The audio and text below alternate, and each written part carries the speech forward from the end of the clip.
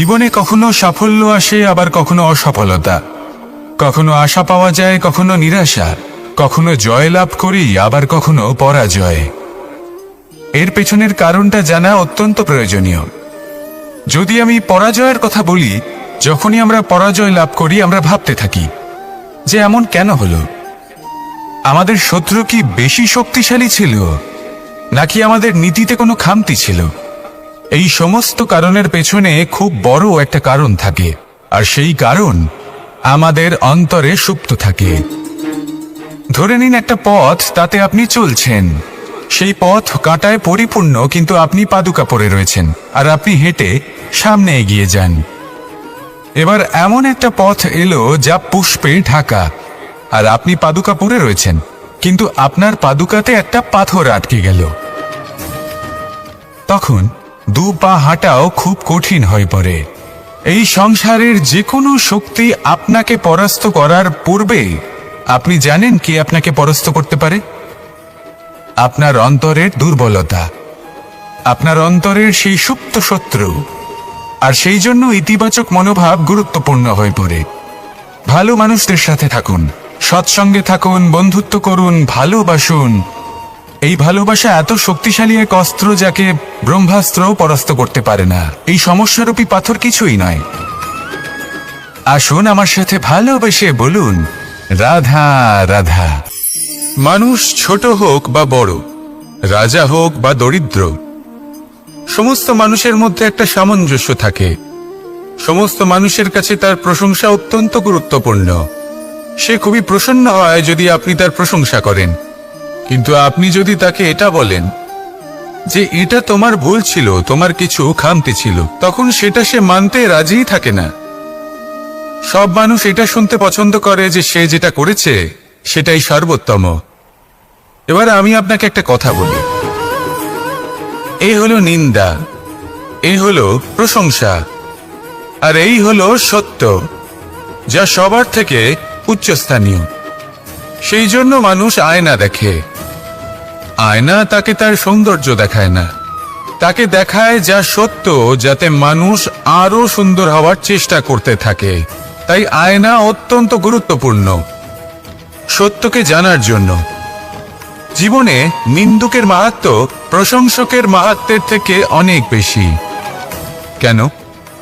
কারণ তারা আপনাকে আপনার খামতি দেখায়, আপনার ভুলগুলো বুঝিয়ে দেয়, আপনাকে একটা সুযোগ দেয় নিজেকে শুধরে নিতে, নিজেকে আরো শ্রেষ্ঠ করে তুলতে, যা প্রশংসক করতে পারে না। তাই জীবনে যদি কখনো নিন্দা করা হয়, তাকে ভালোবেসে গ্রহণ করুন, ধন্যাত্মক রূপে গ্রহণ করুন। যদি নিজেকে কোনো শিক্ষা দেওয়া সম্ভব হয় তাহলে অবশ্যই দিন। দেখবেন মন প্রসন্ন হয়ে বলবে, রাধা রাধা। এ হলো রামায়ণের সময়কালের কথা। সেতু নির্মাণ করার কাজ চলছিল। সমস্ত বানর সেনা এই কাজে নিযুক্ত হয়েছিলেন। বড় বড় পাথর তুলে নিয়ে এই বানর সেনা সমুদ্রে ফেলছিলেন। এই কাজ চলছিল। এমন সময় ছোট্ট একটা কাঠবিড়ালি এলো। ছোট ছোট মাটির ডেলা হাতে নিয়ে সাগরের কাছে যাচ্ছিল, আর বড় বড় পাথরের পাশে রেখে দিচ্ছিল। যথাসম্ভব সেখানে রেখে আসছিল। সারা দিন ধরে সে এই পরিশ্রম করেই যাচ্ছিল। এবার শ্রীরাম তার এই কাজ দেখতে পেলেন। সেই ছোট্ট কাঠবিড়ালিটিকে নিজের হাতে তুলে নিলেন এবং অত্যন্ত ভালোবেসে তার পিঠে হাত বুলিয়ে দিলেন। কথায় আছে যে কাঠবিড়ালির পিঠে যে দাগ আছে, সেই 3টি দাগ এসেছে শ্রীরামচন্দ্রের 3 আঙুলের থেকে। যে কাজ আপনি করছেন তাতে সমস্ত শক্তি প্রয়োগ করুন। যতটা আপনার সামর্থ্য রয়েছে, যতটা আপনার প্রতিভা রয়েছে, সম্পূর্ণভাবে উৎসর্গ করে দিন। ঠিক এমন ভাবে কর্ম করুন। সেই কাঠবিড়ালি কিন্তু তাই করেছিল। সেই জন্য শ্রীরামের সাথে সেও সেই কাহিনীতে অমর হয়ে গেছিল। সম্পূর্ণ শক্তি প্রয়োগ করুন, সম্পূর্ণ সামর্থ্যের সাথে কর্ম করুন, কারণ এটাই হলো শ্রেষ্ঠ পথ কোনো কর্ম করার। আসুন আমার সাথে ভালোবেসে বলুন, রাধা রাধা। মানুষ যখনই একে অপরের সামনে নিজেদের হৃদয়ের ভাবনা প্রকাশ করে, তখন এক অত্যন্ত প্রভাবশালী মাধ্যম তারা ব্যবহার করে, যাকে ভাষা বলা হয়। এবার আমি দেখেছি যে একজন মানুষ অনেকগুলো ভাষাতেই নিপুণ। আমি এটাও দেখেছি যে মানুষ অনেকগুলো ভাষায় কথা বলে, কখনো কখনো অনেক ভাষা মিলিত করে তার প্রয়োগ করে, উচিত প্রকারে তাকে ব্যবহার করে না, না সেটাকে সম্মান করে, আর না ভাষাকে শুদ্ধ রাখে। আর এটা হলো অনুচিত। যদি ভাষাকে শুদ্ধ রাখেন তাহলে ভাষা আপনার চরিত্রকে শুদ্ধ রাখবে, তা আপনার একাগ্রতা বাড়িয়ে তুলবে। এই প্রত্যেক ধ্বনিকে অনুভব করে যদি আপনি শব্দের উচ্চারণ করেন, ভাষাকে প্রয়োগ করেন, তাহলে আপনিও আনন্দ পাবেন, আর যিনি শুনছেন সেই ব্যক্তির কানেও মধুর শব্দ বাজবে। তাই মনে রাখবেন, যে ব্যক্তি ভাষার পবিত্রতাকে সম্মান করে তাকে সংসারও সম্মান করে। ভাষাকে শুদ্ধ এবং পবিত্র রাখুন, তাহলে ভাষা আপনার চরিত্রকেও শুদ্ধ এবং পবিত্র রাখবে। আর এই মন সুপ্রসন্ন হয়ে বলবে, রাধা রাধা। মানুষের দুটো রূপ রয়েছে। এক, আমাদের এই মুখ যা শুধুই চোখে দেখা যায়, আর দ্বিতীয়, আমাদের এই মন যা শুধুমাত্র অন্তরাত্মা দ্বারা দেখা যায়। এবার আমাদের এই মুখ তা ঈশ্বর সকলকেই আগে থেকেই প্রদান করেছেন, কিন্তু এই মন কেমন হবে তা আমাদের জীবনের অনুভূতি এবং আমাদের জীবনের লক্ষ্য এগুলি সুনিশ্চিত করে। অর্থাৎ নেত্র দিয়ে দেখা যায় আমাদের এই মুখ, তা শুধুই এই কারণে প্রয়োজন যাতে সংসার আমাদের দেখতে পায়, আমাদের চিনতে পারে। কিন্তু যদি এই সংসারে আপনি প্রকৃত অর্থে মান সম্মান লাভ করতে চান, তাহলে নিজের অন্তরাত্মাকে আপনাকে বিকশিত করতেই হবে। দেখুন, কথায় আছে এই যে অসুর, তা শারীরিকভাবে উপস্থিত নয়, তা মনের মধ্যে থাকে। যদি এই মন থেকে অসুরকে বের করে দেওয়া যায়, তাহলে শরীরে তা উপস্থিত থাকবেই না। তাই মনকে শুদ্ধ করুন আর আমার সাথে ভালোবেসে বলুন, রাধা রাধা।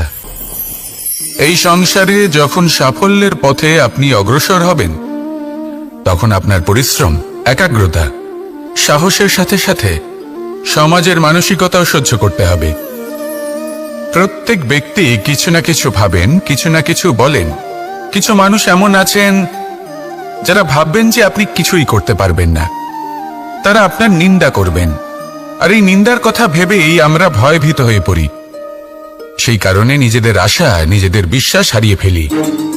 এবার যদি সেই নিন্দার ভয়ে আমরা লক্ষ্যচ্যুত হই, তাহলে সেটা অনুচিত। সেই জন্য জীবনে শুধু পরিশ্রম করতে থাকুন, সামনে এগোতে থাকুন। যেই দিন আপনি আপনার লক্ষ্য লাভ করবেন, সেই প্রত্যেক ব্যক্তি যারা নিন্দা করছিলেন তাদের দৃষ্টি আপনা থেকেই পাল্টে যাবে, ঠিক কিনা? এই সংসারকে যা প্রাণ চায় তাই বলতে দিন। যদি আপনি কারোর কথা শুনতে চান, তাহলে নিজের অন্তরের কথা শুনুন, সেটাই আপনাকে উচিত পথে নিয়ে যাবে। সামনে অগ্রসর হতে থাকুন, পরিশ্রম করুন। এমন একটা দিন আসবে যেদিন এই নিন্দুক ব্যক্তিরা আপনার লক্ষ্য প্রাপ্তির উদাহরণ সবাইকে দেবে। আসুন আমার সাথে ভালোবেসে বলুন, রাধা রাধা। মানুষ সুখী জীবনযাপনের প্রতি এতটাই অভ্যস্ত হয়ে পড়ে যে একটা ছোট্ট সমস্যা এলেই সে সবার থেকে সাহায্য চাইতে শুরু করে দেয়। সে সাহায্য লাভও করে এবং সেই সংকট থেকে সে বেরিয়েও আসে। কিন্তু এই সাহায্য কিছু মুহূর্তের, আর কিছু মুহূর্তের হলো এই দুঃখ। এই দুই মুহূর্তের সাহায্যের জন্য আজীবন আপনি তার কাছে ঋণী হয়ে থাকেন। আর মানবিকতার খাতিরে আপনার মনে কৃতজ্ঞতা জেগে ওঠে, আর সেই কৃতজ্ঞতা বোধ হলো যে আপনি কখনো সেই ব্যক্তিকে ছাপিয়ে যেতেই পারবেন না। সেই জন্য জীবনে সবসময় চেষ্টা করবেন নিজেকে প্রস্তুত রাখতে, সেই সব সমস্যার জন্য, সেই সব বাধার জন্য যেগুলো আপনার জীবনে আসতে পারে। ততক্ষণ সাহায্য চাইবেন না যতক্ষণ না অন্য কোনো পথ না থাকছে। সাহায্য চাওয়া অনুচিত নয়, কিন্তু সাহায্য চাইলে এবং সাহায্য পেলে আপনি আজীবন কৃতজ্ঞ এবং ঋণী হয়ে থাকবেন। আর তারপর একদিন আপনি পরিবর্তন দেখতে পাবেন যে কিভাবে আপনি ছোট ছোট সমস্যার জন্য সাহায্য না চেয়ে বড় বড় সমস্যার সম্মুখীন হতে প্রস্তুত হয়ে গেছেন। এটাই হলো সংসারের নীতি। এটাই পালন করুন আর আমার সাথে ভালোবেসে বলুন, রাধা রাধা। এমন অনেক মানুষ আছেন যারা আমাকে ভগবানের পরিভাষা জানতে চান, যে ভগবান আসলে কি, তিনি কেমন। এবার দেখুন, ভগবান হোক বা আপনার স্বপ্ন হোক বা আপনার লক্ষ্য হোক না কেন, সেই লক্ষ্য তখনই পূর্ণ হয়, তখনই তাকে লাভ করা সম্ভব যখন আপনার দৃষ্টিভঙ্গি মঙ্গলময় হয়, যখন আপনি নিজে মনে করবেন যে আমি যেটা পেতে চাইছি তা শুভ। উদাহরণস্বরূপ, কোনো পাখিকে দেখুন, সে গাছের ডালে বসে এবং সেখানেই বিশ্রাম করে, কিন্তু পড়ে না। কেন? কারণ ওর বিশ্বাস যে যে শাখার উপরে ও বসে আছে সেটাই হলো ওর বাসস্থান। যদি আপনি বিশ্বাস করেন তাহলে আপনি পাথরের মধ্যেও ভগবান দর্শন করতে পারবেন। আর যদি বিশ্বাস না থাকে, তাহলে যদি ভগবান সামনে দাঁড়িয়েও থাকে তবেও আপনার বিশ্বাস হবে না। তাই বিশ্বাস করতে শিখুন। এই বিশ্বাসের আধারেই আপনি সেই সব কিছু পাবেন যা আপনি পেতে চাইছেন। আসুন আমার সাথে ভালোবেসে বলুন, রাধা রাধা। গুরু, যিনি পথ দেখান, আমাদের জীবনে অত্যন্ত গুরুত্বপূর্ণ, অত্যন্ত আবশ্যক। কিন্তু কিছু মানুষ মনে করেন যে গুরুর কোনো প্রয়োজন নেই, কারণ এই সমগ্র জ্ঞান মানুষের অন্তরেই নিহিত রয়েছে। এবার প্রশ্ন এটাই, যদি সমস্ত জ্ঞান মানুষের অন্তরে নিহিত থাকে তাহলে গুরুর কি প্রয়োজন? আর যারা আজ পর্যন্ত গুরুকে মেনে এসেছেন তারা কি অনুচিত করেছেন? এর উত্তর আমি আপনাকে দেব একটা উদাহরণ দ্বারা। একটা কাঠ যা জ্বলনশীল, জ্বলনের ঊর্জা তার অন্তরে নিহিত রয়েছে, কিন্তু তার জ্বলনের জন্য বাইরে থেকে একটা অনুঘটকের প্রয়োজন হয়। এই অনুঘটকই হলেন আপনার গুরু। উত্তাপ যা একটা কাঠকে জ্বালাতে পারে, সেই উত্তাপ হলো গুরুর প্রচেষ্টা। যদি সেই গুরুই না থাকে, তার প্রচেষ্টাই না থাকে, তাহলে সেই সমস্ত জ্ঞান যা মানুষের অন্তরে নিহিত তা ব্যর্থ হয়ে যাবে। যদি আপনার সাথে আপনার গুরু থাকেন, আপনার পথ প্রদর্শন করেন, আপনার অন্তরের জ্ঞানকে বাইরে নিয়ে আসতে পারেন, তাহলে তাকে সম্মান করুন আর আমার সাথে ভালোবেসে বলুন, রাধা রাধা। असतो मा सद्गमय, तमसो मा ज्योतिर्गमय, मृत्युर्मा मृतंगमय। জ্ঞান সেটাই যা অসত্য থেকে সত্যের পথে চালিত করে। প্রকাশ সেটাই যা অন্ধকার থেকে আলোর পথে নিয়ে আসে। জীবন সেটাই যা মৃত্যু থেকে অমরত্বের পথে নিয়ে যায়। এবার এই তিনটে, জ্ঞান, জীবন এবং প্রকাশ, একই রকম। শূন্য থেকে এর উৎপত্তি হয় এবং আস্তে আস্তে আপনার জীবনে বিস্তার লাভ করে। এবার আমরা এটাই ভাবি যে কেমন করে এই তিনটিকে আগলে রাখা যায়। এর উত্তর হলো, এদের আগলে রাখার প্রয়োজনই নেই, ভাগ করে দিতে হবে। কোনো বৃক্ষকেই দেখে নিন, একটি বৃক্ষ অনেক বছর ধরে বেঁচে থাকে। কেন? কারণ সে ভাগ করে দিতে জানে। সে নিজের বীজ ছড়িয়ে দেয়, এই ধরিত্রীতে দেয়, সেই বীজ যা অঙ্কুরিত হয়ে এক নতুন বৃক্ষকে জন্ম দেয়। শুধু ছড়িয়ে দিয়ে একটি বৃক্ষ জীবন দান করতে পারে। যদি কোনো ব্যক্তি জ্ঞান ছড়াতে শিখে যান, যদি প্রকাশ, আলোর কিরণ ছড়িয়ে দিতে শিখে যায়, কোনো ব্যক্তি তার জীবনের সুখ ছড়িয়ে দিতে শিখে যান, তাহলে তিনি মৃত্যুর পরও মৃত হন না। এই ভাগ করে দেওয়ার সুখটাই কিছুটা আলাদা। এই সুখ অনুভব করুন আর আমার সাথে ভালোবেসে বলুন, রাধা রাধা। আপনি কখনো কোনো সরোবরের দিকে তাকান, যার জল হলো শান্ত, স্থির। আপনি স্পষ্ট দেখতে পাবেন সেই সরোবরের তলদেশে কি রয়েছে। তাতে সাঁতরে বেড়াচ্ছে সুন্দর মাছ, চকচকে কিছু পাথর, স্বর্ণরূপী বালি, সবই আপনি দেখতে পাবেন। কিন্তু যখনই আপনি একটা ছোট্ট পাথর তুলে সেই জলে ছুঁড়ে ফেলবেন, তখন সেই জল বিচলিত হবে আর সেই স্পষ্টতা ন্যূনতম হয়ে যাবে। তারপর কিছুই স্পষ্টভাবে দেখা যাবে না। এই ঘটনা মানুষের সাথেও ঘটে। মানুষ যদি বিচলিত হয়ে পড়ে, তখন সে বুঝতে পারে না যে বর্তমানে কি হয়ে চলেছে আর ভবিষ্যতে কি করা উচিত। কিন্তু সেই মানুষ যদি শান্ত থাকেন, স্থির থাকেন, ধন্যাত্মক থাকেন, তাহলে নিশ্চিত রূপেই বুঝতে পারবেন যে বর্তমানে কি করতে হবে আর ভবিষ্যতে কি করতে হবে। তাই নিজের মধ্যে সেই স্থিরতা আনুন, সেই ধৈর্য ধরুন, নিজেকে শান্ত রাখুন আর সবার মধ্যে ভালোবাসা ছড়িয়ে দিন। এই মন প্রসন্ন হয়ে বলবে, রাধা রাধা। সম্পর্ক এ হলো এক বন্ধন যা আমাদের এক সূত্রে বেঁধে রাখে। কিন্তু এমন কিছু ব্যক্তি থাকেন যারা এই সম্পর্কের বিষয়ে নিজস্ব একটা ধারণা করে ফেলেন যে সম্পর্ক এরকম হওয়া উচিত, সম্পর্ক সেরকম হওয়া উচিত। আমি এই সম্পর্কের জন্য কত কিছু করেছি এই ব্যাখ্যা করতে থাকেন আর তার বদলে অনেক কিছু প্রত্যাশাও করেন। কিন্তু সত্য হলো এটাই যে সব সম্পর্ক একরকমের হয় না, কিন্তু প্রত্যেক সম্পর্কের একটা বিশেষত্ব থাকে। যেমন চোখ আর নাকের এই সম্পর্ককেই দেখুন। চোখের সব থেকে কাছে কে আছে? নাক আছে। কিন্তু এই চোখ দিয়ে এই নাককে আমরা দেখতেই পাই না। তবে কি ধরে নেব এই সম্পর্কের কোনো মূল্য নেই? এমনও নয়। ঠিক এইভাবেই যদি কোনো ব্যক্তি তার আবেগ আপনার কাছে ব্যক্ত করতে না পারেন বা প্রকট করতে না পারেন বা আপনাকে বোঝাতে না পারে, তাহলে তার মানে এটা নয় যে তার সাথে আপনার সম্পর্কের তিক্ততা রয়েছে। এমনটা কখনোই নয়। শুধু চোখ আর নাকের এই সম্পর্কের মতোই হলো আমাদের জীবনে আমাদের আপনজনের সাথে সম্পর্ক। যদি কারোর ব্যবহার আপনার প্রতি অনুচিত হয় বা যদি কেউ অনুপস্থিত থেকে থাকে বা কেউ যদি আপনাকে বুঝতে না পারেন, তাহলে তার অর্থ এটা নয় যে আপনি সেই সম্পর্ক ভেঙে ফেলবেন। বুঝুন, আপনার জীবনে তার গুরুত্ব কোথায় আর তার জীবনে আপনার।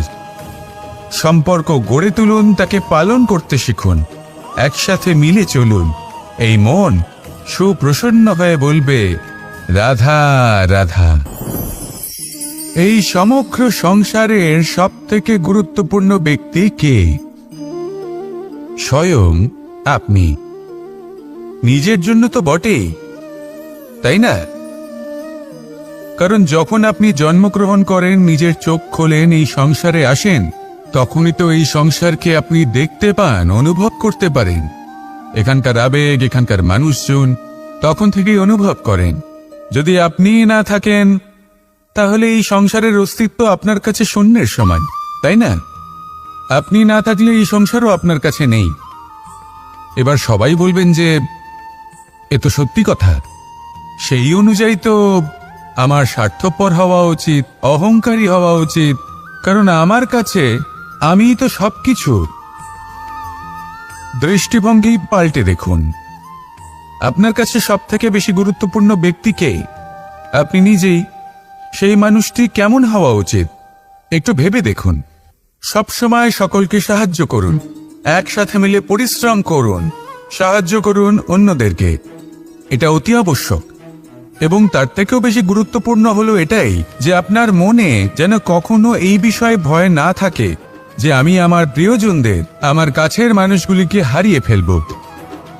এই ভয় কখনোই মনের মধ্যে থাকা উচিত নয়। যদি ভয় থাকে তাহলে থাকুক এই বিষয়ে যে সকল মানুষ আমার জীবন থেকে, আমার থেকে দূরে চলে যাচ্ছেন, তাদের বাধা দিতে দিতে আমি যেন নিজেকেই না হারিয়ে ফেলি, নিজের অস্তিত্বকেই না হারিয়ে ফেলি, নিজের ব্যক্তিত্বকে, নিজের বিচারধারাকে, নিজের করুণার শক্তি না হারাই। তাহলে এই ভয় ত্যাগ করুন আর আমার সাথে ভালোবেসে বলুন, রাধা রাধা। এই ফল কি তা বলার কোনো প্রয়োজন নেই। এই ফল কতটা সুস্বাদু সেটাও বলার কোনো প্রয়োজন নেই। ধরুন এমন কোনো মানুষ আসলেন যিনি জানেন না এটা কোন ফল। তিনি এটা দেখে ভাববেন এ তো কাঁটার একটা গুচ্ছ মনে হচ্ছে, নিয়ে ফেলে দেবেন। সেখানে দ্বিতীয় কোনো ব্যক্তি যিনি বুঝদার, তিনি দেখবেন, ভাববেন যে প্রকৃতি এর গায়ে এত কাঁটা কেন দিয়েছে? অবশ্যই সুরক্ষার জন্য দিয়েছে, অর্থাৎ ভিতরে অবশ্যই অমূল্য কিছু রয়েছে। সেই ধরনের ব্যক্তি এই ফলের অন্তরে প্রবেশ করেন এবং এই ফলের আনন্দ উপভোগ করেন। এরকমই কিছুটা আমাদের সংসারেও আমরা দেখতে পাই। প্রত্যেকদিন আমরা নতুন নতুন মানুষের সাথে পরিচিত হই। এমন কিছু ব্যক্তি থাকেন যাদের সাথে প্রথম আলাপের পর আমাদের এটা মনে হয় যে এই ব্যক্তিকে দেখে একটু রাগী ব্যক্তি মনে হচ্ছে, বড়ই অহংকারী বোধ হচ্ছে, উদ্ধত মনে হচ্ছে। বেশিরভাগ মানুষ প্রথম আলাপের পরে তাদের সাথে দূরত্ব বজায় রাখবেন, কিন্তু যিনি বুঝদার ব্যক্তি তিনি ভাববেন যে এই ব্যক্তি এমন কেন করছেন। হয়তো সুরক্ষার খাতিরে এই ব্যক্তি নিজেকে এরকম করে তুলেছেন যাতে অন্য কোনো ব্যক্তি এসে ওনার সময় নষ্ট না করেন, ওনার আবেগের সাথে ছলনা না করেন, খেলা না করেন। হয়তো অতীতে এমন কোনো ঘটনা ঘটেছে যার জন্য এই ব্যক্তি কিছুটা এরকম হয়ে গেছেন। এমনই একজন ব্যক্তি সেই ব্যক্তির মনের গভীর পর্যন্ত পৌঁছতে পারেন আর সেখান থেকে শুভ গুণগুলিকে বাইরে বের করে আনতে পারেন। এরকমই ব্যক্তি হয়ে উঠুন, এমন বুঝদার ব্যক্তি হয়ে উঠুন যিনি সামনের ব্যক্তির খারাপ গুণগুলিকে অবহেলা করে হৃদয়ের অন্তঃস্থল থেকে শুভ গুণগুলিকে প্রকাশিত করে এবং সেই ব্যক্তিকে দেখাতে পারে। এমন ব্যক্তি হয়ে উঠুন যিনি নিজের জীবনকেও সফল করে তোলেন এবং অন্যের জীবনকেও। আসুন আমার সাথে ভালোবেসে বলুন, রাধা রাধা। আমি জীবনে অনেক ভালো মানুষের সংস্পর্শে এসেছি। এমন ব্যক্তি যিনি আজীবন জ্ঞান লাভ করে থাকেন, পড়তেই থাকেন, পড়তেই থাকেন, জ্ঞান অর্জন করতেই থাকেন, অত্যাধিক জ্ঞান অর্জন করতে থাকেন। কিন্তু এইটুকুই কি যথেষ্ট? ধরে নিন কোনো ব্যক্তি শিল্পকলার বিষয়ে অনেক বই পড়ে ফেলেছেন, কিন্তু কখনো শিল্পকর্মই করেননি। তাহলে সেই জ্ঞানের কি লাভ? কোনো লাভ নেই। এবার এটাই আমাদের জীবনে শেখা প্রয়োজন। আমরা জ্ঞান অর্জন করি কিন্তু তা যাপন করি না, তা কর্মজীবনে প্রয়োগ করি না। তাহলে এতে কি লাভ হবে? জ্ঞান আছেই সেই জন্য যাতে আমরা জীবনকে আরো শ্রেষ্ঠ করে তোলার জন্য তাকে প্রয়োগ করি। এই জ্ঞান এবং কর্মের একসাথে পথ চলাটাই আবশ্যক। তবেই এই জ্ঞান অভিজ্ঞতায় পরিণত হবে। আর অভিজ্ঞতা দ্বারা যে জ্ঞান লাভ হয় সেটাই সবথেকে বেশি গুরুত্বপূর্ণ, সেটাই হলো সবথেকে বেশি লাভদায়ক। সেই জন্য শুধু জ্ঞান অর্জন করবেন না, তাকে প্রয়োগ করুন, তাকে কর্মজীবনে প্রয়োগ করুন, জীবনকে আরো শ্রেষ্ঠ করে তুলুন। আর আমার সাথে ভালোবেসে বলুন, রাধা রাধা। এটা হলো একটা সাদা পাতা। এবার এতে আমি যাই লিখব সেটাই এর অস্তিত্ব হবে। এতে আমি প্রেমের কিছু কথা লিখে একে প্রেম পত্র বানিয়ে তুলতে পারি। মাতা পিতার জন্য একটা শুভ সংবাদ লিখতে পারি। শত্রুর বিষয়ে সতর্ক করব বলে সেনাকে একটা সংবাদ লিখতে পারি। দ্বারকাবাসীর জন্য কোনো সংবাদ পাঠাতে পারি। যাই লিখব এই পত্র সেটাই হয়ে উঠবে। সেই রকমই হলো আমাদের জীবন। আমরা যেমন কর্ম আমরা করব, আমাদের অস্তিত্ব এবং ব্যক্তিত্ব ঠিক তেমনই হয়ে উঠবে। যদি আপনি একটা অসাধারণ, উজ্জ্বল এবং সম্মানজনক জীবনযাপন করতে চান, তাহলে তার একটা রহস্য আপনাকে বলি। যেমন কথন হবে, কর্ম তেমন হবে। অর্থাৎ যতটুকু বলেছেন ততটুকুই করুন, আর যতটুকু করেছেন ততটুকুই বলুন। এই একটা নিয়ম যদি আপনারা পালন করেন, তাহলে এই সংসারের সমস্ত পণ্ডিত আপনাকে অবশ্যই সম্মান করবেন। তাহলে এটাই করুন আর আমার সাথে ভালোবেসে বলুন, রাধা রাধা। বিন্দু বিন্দু জলেই সাগর নির্মাণ হয়। এবার এই কথা আমরা সকলে জানি। আপনি কি এই কথাটা জানেন যে ছোট ছোট সুখের দ্বারাই বড় সুখ লাভ করা যায়? একজন বাবাকে দেখুন, সন্তানের জন্ম থেকে তার যুবক হওয়া পর্যন্ত তার সাথে ছোট ছোট সুখ যাপন করেন। এই ছোট ছোট সুখগুলি তাদের প্রেমের সম্পর্কে গভীরতা নিয়ে আসে এবং প্রেমের এই গভীরতা তাদের জীবনে বড় সুখ নিয়ে আসে। এটা ঠিক সেই রকম যেরকম বিশাল এক সমুদ্রে, গভীর এক সমুদ্রে অমূল্য রত্ন খুঁজে পাওয়া যায়। এটাও ঠিক সেই রকমই। সেই জন্য জীবনে বড় বড় সুখের খোঁজ করতে গিয়ে সময় নষ্ট করবেন না। এই যে ছোট ছোট সুখ আছে, এগুলোকে যাপন করা শুরু করুন।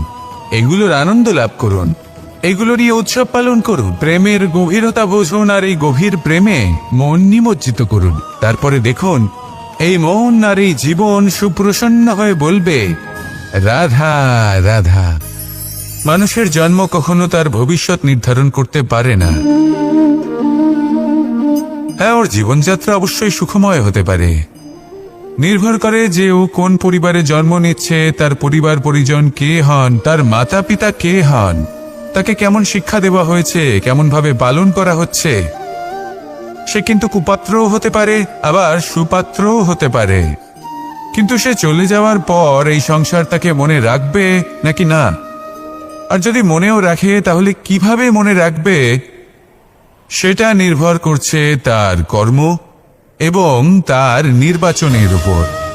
ঠিক যেমন বর্ষার এই জলের ফোঁটা যখন মেঘ থেকে ঝরে পড়ে, তখন তার এই নির্বাচন হলো গুরুত্বপূর্ণ, কারণ তার নির্বাচন তার উপর নির্ভর করছে তার ভবিষ্যৎ কেমন হবে।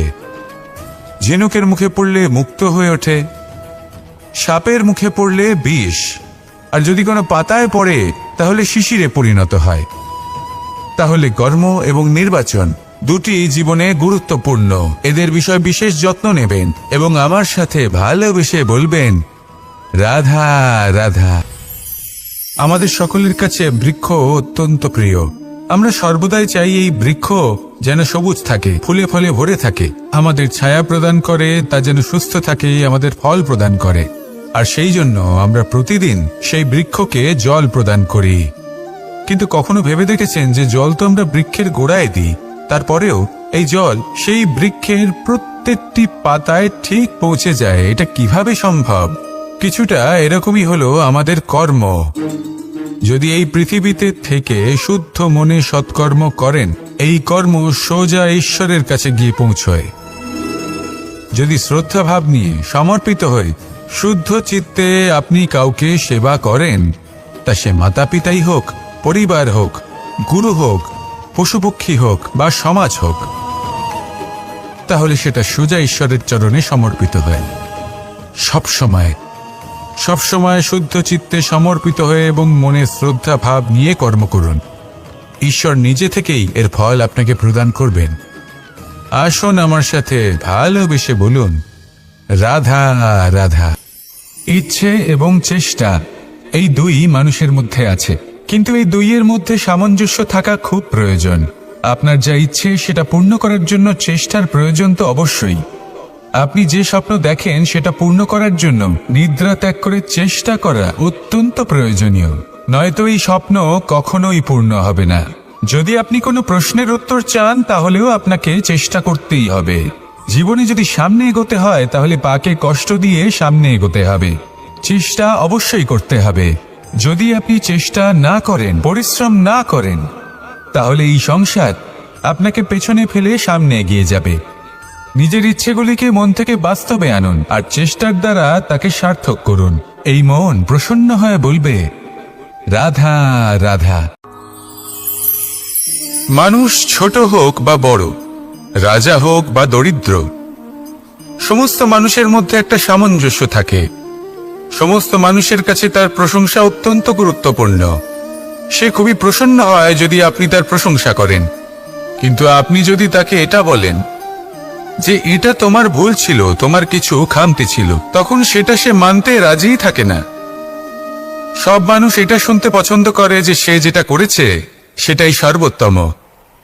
এবার আমি আপনাকে একটা কথা বলি, এ হলো নিন্দা, এ হলো প্রশংসা, আর এই হলো সত্য, যা সবার থেকে উচ্চস্থানীয়।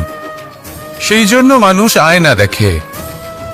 আয়না তাকে তার সৌন্দর্য দেখায় না, তাকে দেখায় যা সত্য, যাতে মানুষ আরো সুন্দর হওয়ার চেষ্টা করতে থাকে। তাই আয়না অত্যন্ত গুরুত্বপূর্ণ সত্যকে জানার জন্য। জীবনে নিন্দুকের মাহাত্ম্য প্রশংসকের মাহাত্ম্যের থেকে অনেক বেশি। কেন? কারণ তারা আপনাকে আপনার খামতি দেখায়, আপনার ভুলগুলো বুঝিয়ে দেয়, আপনাকে একটা সুযোগ দেয় নিজেকে শুধরে নিতে, নিজেকে আরো শ্রেষ্ঠ করে তুলতে, যা প্রশংসক করতে পারে না।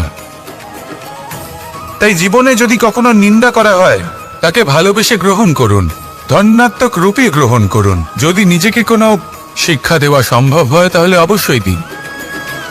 দেখবেন মন প্রসন্ন হয়ে বলবে, রাধা রাধা। জীবনে কখনো সাফল্য আসে, আবার কখনো অসফলতা, কখনো আশা পাওয়া যায়, কখনো নিরাশা, কখনো জয় লাভ করি, আবার কখনো পরাজয়। এর পেছনের কারণটা জানা অত্যন্ত প্রয়োজনীয়। যদি আমি পরাজয়ের কথা বলি, যখনই আমরা পরাজয় লাভ করি আমরা ভাবতে থাকি যে এমন কেন হলো। আমাদের শত্রু কি বেশি শক্তিশালী ছিল, নাকি আমাদের নীতিতে কোনো খামতি ছিল? এই সমস্ত কারণের পেছনে খুব বড় একটা কারণ থাকে, আর সেই কারণ আমাদের অন্তরে সুপ্ত থাকে। ধরে নিন একটা পথ, তাতে আপনি চলছেন। সেই পথ কাঁটায় পরিপূর্ণ, কিন্তু আপনি পাদুকা পরে রয়েছেন আর আপনি হেঁটে সামনে এগিয়ে যান। এবার এমন একটা পথ এলো যা পুষ্পে ঢাকা, আর আপনি পাদুকা পরে রয়েছেন, কিন্তু আপনার পাদুকাতে একটা পাথর আটকে গেল। তখন দু পা হাঁটাও খুব কঠিন হয়ে পড়ে। এই সংসারের যে কোনো শক্তি আপনাকে পরাস্ত করার পূর্বে আপনি জানেন কি আপনাকে পরাস্ত করতে পারে? আপনার অন্তরের দুর্বলতা, আপনার অন্তরের সেই সুপ্ত শত্রু। আর সেই জন্য ইতিবাচক মনোভাব গুরুত্বপূর্ণ হয়ে পড়ে। ভালো মানুষদের সাথে থাকুন, সৎসঙ্গে থাকুন, বন্ধুত্ব করুন, ভালোবাসুন। এই ভালোবাসা এত শক্তিশালী এক অস্ত্র যাকে ব্রহ্মাস্ত্রও পরাস্ত করতে পারে না। এই সমস্যারূপী পাথর কিছুই নয়। আসুন আমার সাথে ভালোবেসে বলুন, রাধা রাধা। মানুষের দুটো রূপ রয়েছে। এক, আমাদের এই মুখ, যা শুধুই চোখে দেখা যায়, আর দ্বিতীয় আমাদের এই মন, যা শুধুমাত্র অন্তরাত্মা দ্বারা দেখা যায়। এবার আমাদের এই মুখ, তা ঈশ্বর সকলকেই আগে থেকেই প্রদান করেছেন, কিন্তু এই মন কেমন হবে তা আমাদের জীবনের অনুভূতি এবং আমাদের জীবনের লক্ষ্য এগুলি সুনিশ্চিত করে।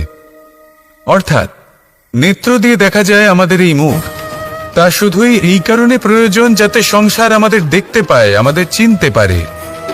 কিন্তু যদি এই সংসারে আপনি প্রকৃত অর্থে মান সম্মান লাভ করতে চান, তাহলে নিজের অন্তরাত্মাকে আপনাকে বিকশিত করতেই হবে। দেখুন, কথায় আছে এই যে অসুর, তা শারীরিকভাবে উপস্থিত নয়, তা মনের মধ্যে থাকে। যদি এই মন থেকে অসুরকে বের করে দেওয়া যায়, তাহলে শরীরে তা উপস্থিত থাকবেই না। তাই মনকে শুদ্ধ করুন আর আমার সাথে ভালোবেসে বলুন, রাধা রাধা।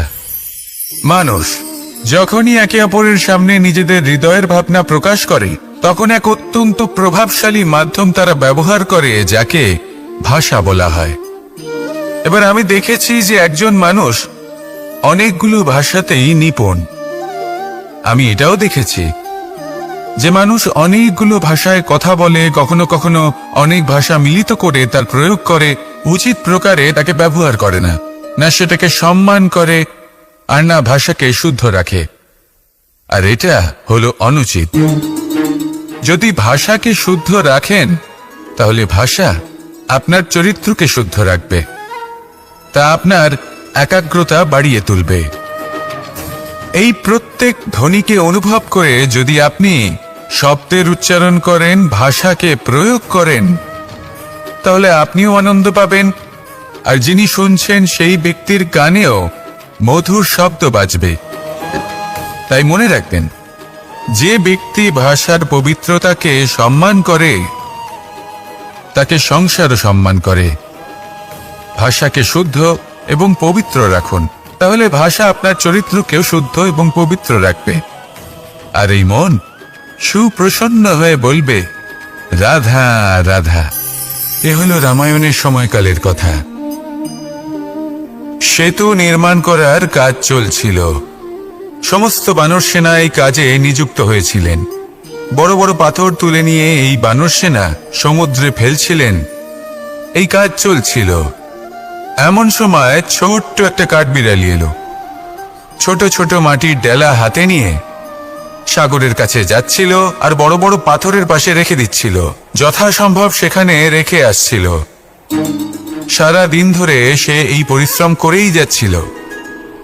এবার শ্রীরাম তার এই কাজ দেখতে পেলেন। সেই ছোট্ট কাঠবিড়ালিটিকে নিজের হাতে তুলে নিলেন এবং অত্যন্ত ভালোবেসে তার পিঠে হাত বুলিয়ে দিলেন। কথায় আছে যে কাঠবিড়ালির পিঠে যে দাগ আছে সেই 3টি দাগ এসেছে শ্রীরামচন্দ্রের 3 আঙুলের থেকে।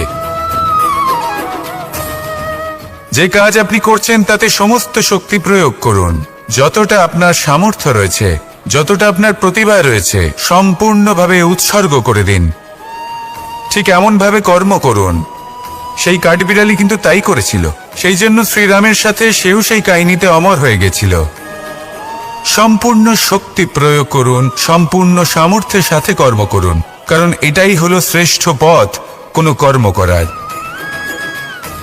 আসুন আমার সাথে ভালোবেসে বলুন, রাধা রাধা। এই সংসারে যখন সাফল্যের পথে আপনি অগ্রসর হবেন, তখন আপনার পরিশ্রম, একাগ্রতা, সাহসের সাথে সাথে সমাজের মানসিকতাও সহ্য করতে হবে। প্রত্যেক ব্যক্তি কিছু না কিছু ভাবেন, কিছু না কিছু বলেন। কিছু মানুষ এমন আছেন যারা ভাববেন যে আপনি কিছুই করতে পারবেন না। তারা আপনার নিন্দা করবেন, আর এই নিন্দার কথা ভেবেই আমরা ভয়ভীত হয়ে পড়ি। সেই কারণে নিজেদের আশা, নিজেদের বিশ্বাস হারিয়ে ফেলি। এবার যদি সেই নিন্দার ভয়ে আমরা লক্ষ্যচ্যুত হই, তাহলে সেটা অনুচিত। সেই জন্য জীবনে শুধু পরিশ্রম করতে থাকুন, সামনে এগোতে থাকুন। যেই দিন আপনি আপনার লক্ষ্য লাভ করবেন, সেই প্রত্যেক ব্যক্তি যারা নিন্দা করছিলেন তাদের দৃষ্টি আপনা থেকেই পাল্টে যাবে, ঠিক কিনা? এই সংসারকে যা প্রাণ চায় তাই বলতে দিন। যদি আপনি কারোর কথা শুনতে চান, তাহলে নিজের অন্তরের কথা শুনুন। সেটাই আপনাকে উচিত পথে নিয়ে যাবে। সামনে অগ্রসর হতে থাকুন, পরিশ্রম করুন। এমন একটা দিন আসবে যেদিন এই নিন্দুক ব্যক্তিরা আপনার লক্ষ্য প্রাপ্তির উদাহরণ সবাইকে দেবে। আসুন আমার সাথে ভালোবেসে বলুন, রাধা রাধা। মানুষ সুখী জীবনযাপনের প্রতি এতটাই অভ্যস্ত হয়ে পড়ে যে একটা ছোট্ট সমস্যা এলেই সে সবার থেকে সাহায্য চাইতে শুরু করে দেয়। সে সাহায্য লাভও করে এবং সেই সংকট থেকে সে বেরিয়েও আসে। কিন্তু এই সাহায্য কিছু মুহূর্তের, আর কিছু মুহূর্তের হলো এই দুঃখ। এই 2 মুহূর্তের সাহায্যের জন্য আজীবন আপনি তার কাছে ঋণী হয়ে থাকেন। আর মানবিকতার খাতিরে আপনার মনে কৃতজ্ঞতা জেগে ওঠে। আর সেই কৃতজ্ঞতা বোধ হলো যে আপনি কখনো সেই ব্যক্তিকে ছাপিয়ে যেতেই পারবেন না। সেই জন্য জীবনে সবসময় চেষ্টা করবেন নিজেকে প্রস্তুত রাখতে, সেই সব সমস্যার জন্য, সেই সব বাধার জন্য যেগুলো আপনার জীবনে আসতে পারে। ততক্ষণ সাহায্য চাইবেন না যতক্ষণ না অন্য কোনো পথ না থাকছে। সাহায্য চাওয়া অনুচিত নয়, কিন্তু সাহায্য চাইলে এবং সাহায্য পেলে আপনি আজীবন কৃতজ্ঞ এবং ঋণী হয়ে থাকবেন। আর তারপর একদিন আপনি পরিবর্তন দেখতে পাবেন যে কিভাবে আপনি ছোট ছোট সমস্যার জন্য সাহায্য না চেয়ে বড় বড় সমস্যার সম্মুখীন হতে প্রস্তুত হয়ে গেছেন। এটাই হলো সংসারের নীতি। এটাই পালন করুন আর আমার সাথে ভালোবেসে বলুন, রাধা রাধা। এমন অনেক মানুষ আছেন যারা আমাকে ভগবানের পরিভাষা জানতে চান, যে ভগবান আসলে কি, তিনি কেমন। এবার দেখুন, ভগবান হোক বা আপনার স্বপ্ন হোক বা আপনার লক্ষ্য হোক না কেন, সেই লক্ষ্য তখনই পূর্ণ হয়, তখনই তাকে লাভ করা সম্ভব যখন আপনার দৃষ্টিভঙ্গি মঙ্গলময় হয়। যখন আপনি নিজে মনে করবেন যে আমি যেটা পেতে চাইছি তা শুভ। উদাহরণস্বরূপ, কোনো পাখিকে দেখুন, সে গাছের ডালে বসে এবং সেখানেই বিশ্রাম করে, কিন্তু পড়ে না। কেন? কারণ ওর বিশ্বাস যে যে শাখার উপরে ও বসে আছে সেটাই হলো ওর বাসস্থান। যদি আপনি বিশ্বাস করেন তাহলে আপনি পাথরের মধ্যেও ভগবান দর্শন করতে পারবেন। আর যদি বিশ্বাস না থাকে, তাহলে যদি ভগবান সামনে দাঁড়িয়েও থাকে তবেও আপনার বিশ্বাস হবে না। তাই বিশ্বাস করতে শিখুন। এই বিশ্বাসের আধারেই আপনি সেই সব কিছু পাবেন যা আপনি পেতে চাইছেন। আসুন আমার সাথে ভালোবেসে বলুন, রাধা রাধা।